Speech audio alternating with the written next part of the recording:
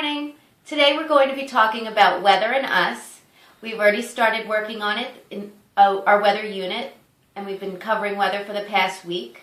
So far, we've talked about different types of weather, and we're going to review that right now. Okay. Today we'll review weather and us. There are many different kinds of weather. Weather is never the same. It is always changing. Knowing the weather helps us choose what to do, what to wear, and what to eat or drink. Some types of weather are, because this is a review, here I will ask the students to help me out, see if they can recall what the different types of weather we've learned are. All the while I will turn the pages. There's sunny weather. On a sunny day, we can see the sun throughout the sky. On sunny days, there are no clouds in the sky. The sun can feel bright and warm. Cloudy weather. Cloudy weather means the sky is filled with clouds. The clouds are blocking the sun. The sky can look gray. Cloudy weather tells us there may be a storm coming. Rainy weather. Clouds fill up with water droplets. When the clouds have too many water droplets inside, it falls from the clouds in the form of rain. Sometimes when it rains, you will see lightning and hear thunder. Light rain is called a drizzle. Heavy rain is called pouring. Again, while I'm reviewing this with the class, I will be asking them questions and seeing what they recall about what we've learned or talked about all the different types of weather. Snowy weather. When the temperature turns cold, rain freezes and becomes snow. Tiny droplets of water in the form of clouds, tiny droplets of water form in the clouds, and when they get too heavy, the droplets fall to the ground. If the air temperature is freezing, the droplets become snowflakes. Even though all snowflakes have 6 points, each one is different and unique. Partly sunny weather. When the sun is shining bright and there are a few clouds in the sky, it is called partly sunny weather. Windy weather. Wind is moving air. We can see air moving, but we cannot see air moving, but we can see it blowing things. Wind can blow through hair, trees, plants, and even some heavier objects. Strong wind during a hurricane can break even large and heavy things like homes and cars. Having reviewed the different types of weather, we're ready to move on and start learning some new information. We can describe weather as being sunny, cloudy, rainy, snowy, partly sunny, or windy, along with many other ways. There are many other ways to describe weather. But we can also describe weather by knowing what temperature means. We're now ready to start the second part of our weather unit. I will be taking out a thermometer, a large thermometer for the students to see. It'll have a ribbon and it'll be partially red and partially white. And I will ask the students if they know anything about temperature to begin with. Then we'll review what temperature means by looking at these slides. Temperature. Temperature is the measure of how hot or cold something is. To measure temperature, we use a thermometer. Temperature is measured in degrees. The degree symbol is a tiny circle that you find just above the number. I will be holding the thermometer and I will be demonstrating what it means to move the thermometer up and down. When we measure things that are hot, when a thermometer measures something hot, the red goes up. I'll take the thermometer and I will move all of the red to cover the entire thermometer, just as the picture depicts. Measuring things that are cold. When a thermometer measures something cold, the red goes down. Now I will pull till the entire thermometer is covered in white, or maybe I'll leave a little also like the picture depicts. Then we'll start off, before we even talk about weather and temperature, we'll talk about different objects that we know are hot. And I've put pictures and images up of both the thermometer so that they're making the connection between the thermometer and hot things. And I'll point out what each picture is, or I'll ask the students to identify what each picture is.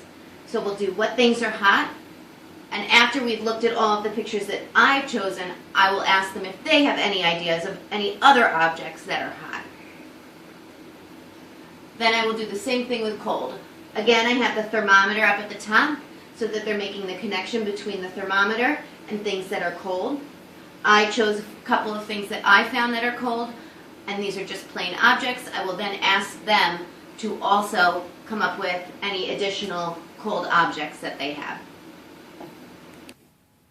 Once we've covered different objects that are hot and cold, we'll make the connection between things that we know of. Hopefully the students will be making the connection that they understand what hot is, and now we can connect what their understanding of hot and cold to what temperature is. So here I have a chart. It says, here are some pictures of hot and cold weather. Tell me which pictures show hot weather and which pictures show cold weather. And this will potentially be a smartboard activity, so the images will be able to be dragged from hot weather to cold weather. So I'll have students come up and they can move an image into the correct category.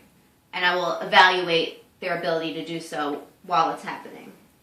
After that happens, we will move on to different kinds of clothing you could wear in hot or cold weather. So again, just like before, I will have the students come up and put clothing in the appropriate categories. Finally, I have images of different types of food and drinks and different types of activities you can do in hot and cold weather. Again, I will ask the students to come up and drag images into the right categories. After going over the information in the Smartboard activity, I will then give the students a chance to show me what they have learned. What I will have is a package of objects and scenes relating to hot and cold items. I also will use my big thermometer. I will demonstrate first what the students are supposed to do, and that will be my modeled instruction. I will take the thermometer and I will choose an image. I will hold up the image and think, is this a hot image or a cold image? Once I've done that, I will move the thermometer so that it matches the image. I will do this for a hot item and a cold item. Then I will give the students a chance to pick two images, and it will be their turn. This will be their guided instruction. I will watch as they look at their image and they move their thermometer so it's either all red or they move it so that it's all down to match the hot or cold picture that they've picked. I will do this for every student in the class twice. Once they have finished, I will hand out a worksheet. Here is the worksheet that I will be giving the students. This is their independent work. Again, I will be continuously walking around and checking on the progress of each student. So just like the directions say, their job will be to look at the pictures, decide is it a cold scene or a hot scene, circle the thermometer that matches each picture. It's a fast, simple activity, but it's a perfect review of exactly what we've been learning. They're making the connection between the picture and the appropriate thermometer. There's 5. There's 3 cold scenes. Sorry, scrolling. There's 3 cold scenes and 2 warm scenes. And at the end, they will hand it in. Okay, so finally, after they've handed in their work, we'll do a quick review of exactly what we've learned. I'll make sure all the students are back in their seats and ready to go. I will ask them what a thermometer is. I will ask them about things that are hot and cold. I will ask them to describe hot or cold scenes, what you might see. I will ask them what type of clothing you wear in hot or cold weather. I will ask them what type of foods you will eat or drink in cold weather. And I'll ask them what types of activities you can do in hot or cold weather.